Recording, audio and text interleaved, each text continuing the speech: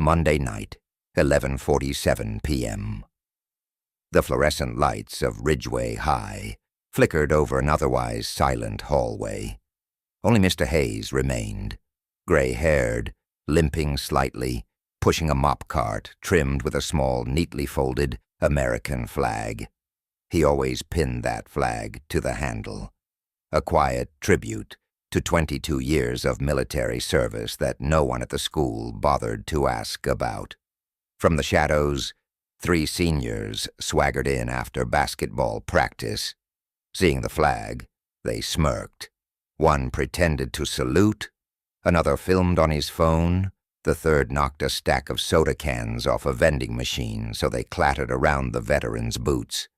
Laughter echoed off the lockers. Mr. Hayes steadied the flagpole, said nothing, and began picking up the cans one by one, his knees creaking louder than the kids' mock applause. By morning, the video was everywhere. Snapchat stories, Instagram reels, a 10-second clip captioned, "You fought a war, old man, but you can't fight gravity." Views climbed, comments cheered the prank. Teachers whispered, eyes on their phones. Students snickered whenever the janitor's cart rolled past. Second period bell. The 3 pranksters strutted down the main corridor, still riding their viral fame. They didn't notice Principal Donovan, tall, square-shouldered, polished shoes, watching from the doorway. Donovan had served with the Marine Corps before trading combat boots for dress shoes and a doctorate in education.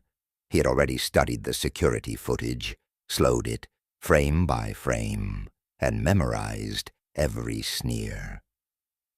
He stepped into the hallway and silently lifted the battered flag from Mr. Hayes's cart.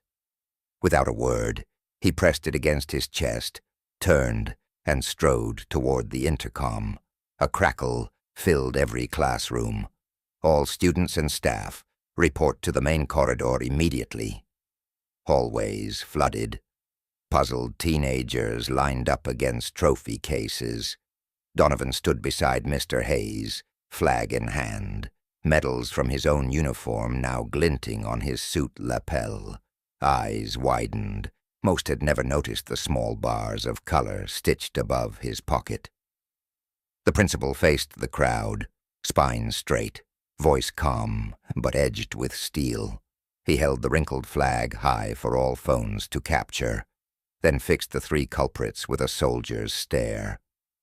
Silence thickened. One by one, students removed their caps and hoodies. The basketball captain lowered his water bottle. Lockers slammed shut as teachers took position behind the janitor, forming an impromptu honor guard. A drum cadence burst from the marching band room, quick, sharp, impossible to ignore. The school choir, alerted by text, filed in and stood at attention. On Donovan's signal, the first trumpet sounded, "The Star-Spangled Banner." From freshmen to seniors, voices rose, some shaky, some proud, until the entire corridor swelled with the national anthem. Phones trembled in hands, now recording something very different. Mr. Hayes's eyes glistened as Principal Donovan unfurled the flag to full length, saluted, and pinned it to the janitor's chest. The 3 pranksters, faces drained of color, stepped forward and bowed their heads. Donovan didn't speak of punishment.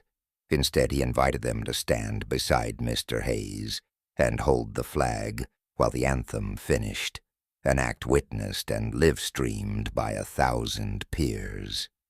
When the last note faded, the corridor erupted in applause that rolled like thunder through every floor. Students hoisted Mr. Hayes onto their shoulders. He protested, laughing through tears, but they carried him the length of the hall, mop bucket rolling behind like a humble chariot.